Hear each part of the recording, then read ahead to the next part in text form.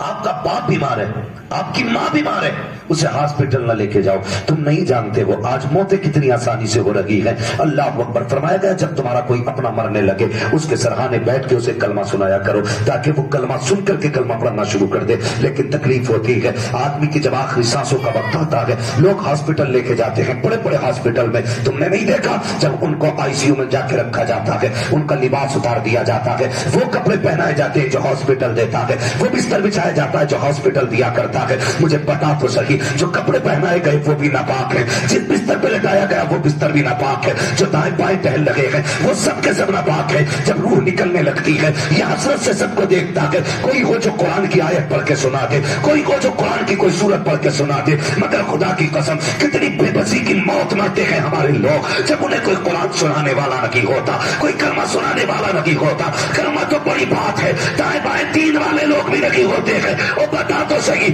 جہاں سلام نہیں ہوگا رحمت کے فرشتے کیسے آتے ہوں گے؟ اور یار میں یہ کہتا ہوں جب تجھے یہ لگنے لگے کہ اب یہ کچھ دیر کا مہمان ہے، ہاسپٹل نہ لے کے جا، اپنے گھر میں بستر لگا، اس کے سرحانے بیٹھ جا، باپ کا سر گود میں رکھ لے، قرآن پڑھنا شروع کر دے، روح نکلنا شروع ہوگی، ادھر رحمت کے فرشتے نازل ہوں گے. دعوے کے ساتھ کہتا ہوں اگر تیرا بیٹا اپنے باپ کو بیٹھ کر کے سورہ رحمان سنائے گا، سورہ یاسین سنائے گا تو بے بسی کی موت نہیں مرے گا بلکہ وہ خوشی سے دنیا سے جائے گا اور یہ کہتا ہوا جائے گا انہیں جانا، انہیں مانا، نہ رکھا ایسے کا للہ کے حمد میں دنیا سے مسلمان گئے. تکبیر، نعرہ رسالت. شعیب الاولیاء کانفرنس، علامہ مفتی حماد رضا صاحب قبلہ. لیکن بیٹے بھی چھٹکارا چاہتے، بہویں بھی پیچھا چھٹانا چاہتی ہیں. جاؤ ہاسپٹل میں بھرتی کر دو، دیکھ بھال کے لیے نرسیں ہیں، کمپاؤنڈر ہیں، ہم بچ جائیں گے. کیا کہ یہ ہم بچ جائیں گے؟ خدا کی قسم تو بزرگ کو گھر سے نہیں نکال رہی، اپنے نصیب کو ٹھوکر مار رہی ہے. تم اپنے باپ کو ہاسپٹل ڈال کے نہیں آئے، تم نے اپنا مقدر ہاسپٹل میں ڈال دیا. اپنا مقدر جانتے ہو؟ سنو اگر نہیں جانتے ہو تو میرے بچوں جوانوں، خدا کے واسطے کوشش یہ کرنا اپنوں کے آخری وقت میں پاس رہنا، اپنوں کے دائیں بائیں رہنا تاکہ وہ بے بسی کی زندگی اور بے بسی کی موت نہ مر سکے.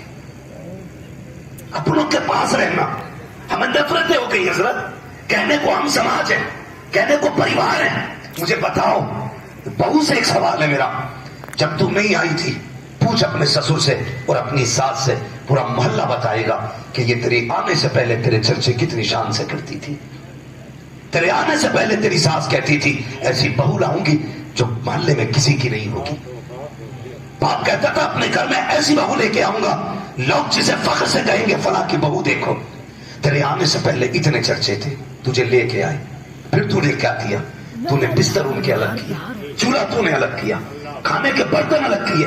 اور تو اور یار عورتیں اتنی نفرت پیدا کر دیتی ہیں ان بڑوں کے خلاف. ہنسنا مت پیارے، یہ ہر گھر کی کہانی ہے جو بیان کر رہا ہوں. خون کے آنسو رونا پڑے گا ایک دن، یاد رکھنا میری بات. کون سا ستم بہوؤں نے نہ کیا جب گھر کے اندر آئے ہیں، ان کے برتن الگ کر دیے گئے، بڑھاپا آیا بستر الگ کر دیے گئے. جاؤ جا کے دیکھ لینا، ہنسنے والوں سوچنے والوں اپنے گھر میں جا کے جھانکنا. تیرے باپ کے جھوٹے پلیٹ میں کتنا لوگ کھاتے ہیں، تیرے باپ کے چھوڑے ہوئے پانی کو کتنے بچے پی سکتے ہیں. کوئی تیرے باپ کا اور تجھے حیا نہیں چاہیے. سوچ تو صحیح، جس کے ذریعے تو آئی ہے اسی بوڑھے کا بیٹا ہے وہ، جس کی وجہ سے تجھے اس گھر میں چھت ملی ہے اسی کا بیٹا ہے وہ، جس کی سلطنت کی تو وارث بندگی ہے اسی بوڑھے باپ کا بیٹا ہے وہ. تو نے کیسے کہہ دیا ان کے جھوٹا نہ کھانا، ان کے پاس نہ بیٹھنا، ان کے بستر پہ نہ جانا. اور لوگوں کو یاد رکھنا دادا کو پوت سے پوتے پیارے ہوتے ہیں، اپنے بیٹے سے زیادہ پوتے سے پیار کرتا ہے دادا. اور یہ بھی کہا جاتا ہے کہ پوتا دادا کا روپ ہوا کرتا ہے. خدا کی قسم بیٹے کو شاید باپ سے اتنی پیار نہ ہو، باپ سے اتنی محبت نہ ہو جتنی پوتے کو اپنے دادا سے پیار ہوتا ہے، جتنا پوتے کو دادا سے پیار ہوتا ہے. او خدا کے بندے، میری ماں بہنوں بیٹھی ہو، اللہ تمہارا مقدر سلامت رکھے، تمہارا سہاگ سلامت رکھے. لیکن یاد رکھنا کبھی اپنے بچوں کو یہ مت کہنا کہ دادا کے بستر پہ نہ جانا، دادا کا جھوٹا نہ کھانا. تو کیا جانے یہ پوتے کو دیکھ کے صبح ہوتی ہے اس کی، پوتے کو دیکھ کے شام ہوتی ہے اس کی. بیٹے کی اولاد کو دیکھ کے یہ خوش ہوتا ہے, پوتے کی اولاد کو دیکھ کے اس کا کلیجہ چوڑا ہوتا ہے. یار وہ چاہتا ہے میں اپنے پوتے کو گود میں کھلاؤں, لیکن جب بہو کلائی پکڑ کے اپنے بیٹے کو دھکا دے کے کہتی ہے چل چل یہاں سے اٹھ بیمار ہو جائے گا, اس وقت باپ کا سینہ چھلنی ہو جاتا ہے, دادا رونے لگ جاتا ہے. کس سے لگے آج اس کی کوئی اوقات نہیں ہے گھر کے اندر, لیکن جائے تو کہاں جائے. اب روتا ہے, بے بسی کے آنسو بہاتا ہے. او خدا کی بندی, کبھی بھی اپنے بچوں کو اپنے پتر سسر کے آگے سے گودنے سے نہ اٹھانا. ان کا جھوٹا پائخانہ مت, ان کے دودھ کے جھوٹے میں بیماری نہیں ہوتی ہے, بلکہ خدا کی قسم کھا کے کہتا ہوں جو بچے بزرگوں کا جھوٹا کھاتے ہیں وہ بیمار نہیں ہوتے ہیں, شفا یاب ہو جایا. تکبیر, نعرہ رسالت, عظمت والدین, عظمت والدین, شعیب الاولیاء کانفرنس. توجہ ہے آپ کی, کبھی مت کہنا ہم اپنے بزرگوں کو عزت نہیں دے رہے گھر میں. کیا سمجھتے ہو یہ چلے جائیں گے تو سکون ملے گا؟ جس دن یہ چلے گئے نا بھرا گھر بھی خالی نہ دینا. ان کی خالی چارپائی بھی تمہیں کچھ سوچنے پہ مجبور کرے گی. بھائی سے ایک جگہ چھوڑ دے یار, پڑ پڑ کیوں کر رہا ہے, اس کی خالی چارپائی بھی نا تمہیں سوچنے پہ مجبور کرے گی. اللہ نے تمہیں بڑے دیے نا, ان کی عزت کر لو, ان کی قدر کر لو. ان بزرگوں کی, ان کی دعاؤں میں اللہ نے رزق رکھا ہے. فرمایا تم کیا سوچتے ہو یہ روزی تمہاری محنت سے آتی ہے؟ فرمایا نہیں, جب یہ بوڑھا چلتا ہے اسے ٹھوکر لگتی ہے, اللہ اس کی ٹھوکر کے بدلے میں تمہارے گھر میں روزی اتار دیتا ہے. عزت کیا کرو اپنے بڑوں کی. ان کی گود سے بچے نہ چھینا کرو, ان کی گود سے بچے نہ چھیننا. ان کے جھوٹے برتن کو کتے کے آگے نہ رکھنا. یہ جھوٹے برتن نہیں, خدا کی رحمت کے برتن ہیں. تو نہیں جانتی اس کے چند لقموں کی وجہ سے اللہ تجھے روزی دے رہا ہے. چند لقموں کی وجہ سے, تجھے کیا پتا ہے اس کے چند ٹکڑوں کی وجہ سے تیرے گھر میں روزی اتر رہی ہے. اس لیے میری گزارش ہے بزرگوں کی عزت کرنا, قدر کرنا بزرگوں کی, اپنے بزرگوں کا احترام کرو. یہ اتنی آسانی سے نہیں ملتے, بڑی محنت سے ملا کرتے. اس گھر کا ماحول ہی الگ ہوتا ہے جس گھر میں بڑے بوڑھے ہوتے ہیں. سمجھ رہے میری بات؟ مائک ڈسٹرب کر رہا ہے, آپ ڈسٹرب نہ کریں. میری بات سمجھ رہے جو میں آپ سے کہہ رہا ہوں؟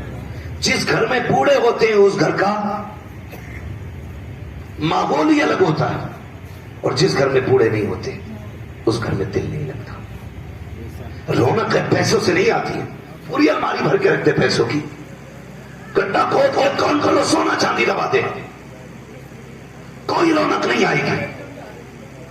بدلے میں ایک سامنے نہ چارپائی پہ سفید بالوں والا بڈھا بیٹھا دے, صرف بستر پہ بوڑھا بیٹھا دے, اور پھر اس کے دائیں بائیں دیکھنا خدا کی کتنی رحمتیں برستی ہو. سبحان اللہ, خدا کی کتنی رحمتیں برستی ہو. ہم یہ کہتے ہیں جتنی عمر کل بڑھ جاتی ہے قدر ختم ہو جاتی ہے. توجہ سے سننا, ارباب منبر بھی دعائیں دیں. میں بہت بڑی بات کرنے لگا ہوں. ہمارے مدارس اور اسکولوں میں ایک عمر کی مقدار مقرر ہے کہ بندہ اتنے سال تک صرف مدرسہ پڑھائے گا, 60 سال 65 سال, ٹھیک ہے جی, اس کے بعد ریٹائر. یعنی مدرسہ اسکول یہ کہہ دیتا ہے, اس گورنمنٹ کہہ دیتی ہے 65 سال کے بعد اب تو ہمارے کام کا, اب ہمارے کام کا, زور سے بولے ہمارے کام کا نہیں ہے. منڈی میں آپ جا کے دیکھیے جو سفید بالوں والے مزدور کھڑے ہوتے, کوئی انہیں لے جانے تیار نہیں ہوتا. ہر کوئی چاہتا میرے گھر جو مزدور آئے وہاں تگڑا ہونا چاہیے, 300 روپے دے کے اس سے 400 کا کام لینا ہے. ہر بندہ یہ چاہتا ہے, لیکن سفید بالوں والوں کو کوئی ہاتھ نہیں لگاتا. ارے اور بوڑھا یہ کس کام کا؟ بہت غور سے سننا, سب عمر کے حساب سے چھوڑ کے چلے جاتے ہیں, مگر خدا کی قسم جب دنیا چھوڑتی ہے نا پھر خدا کی رحمتیں ہاتھ تھام لیتی ہیں. ماشاءاللہ, سبحان اللہ. پھر خدا کی رحمتیں ہاتھ تھامتی ہیں. تم نے 40 سال کی عمر میں گناہ کیے, رب کو جلا لایا. 50 سال میں گناہ کیے, لکھے گئے. 60 سال میں گناہ کیے, لکھو اس عمر میں باپ کا لگا گئے, اسے ڈبل سزا دی جائے گی. 65 میں گناہ کیے, لکھو.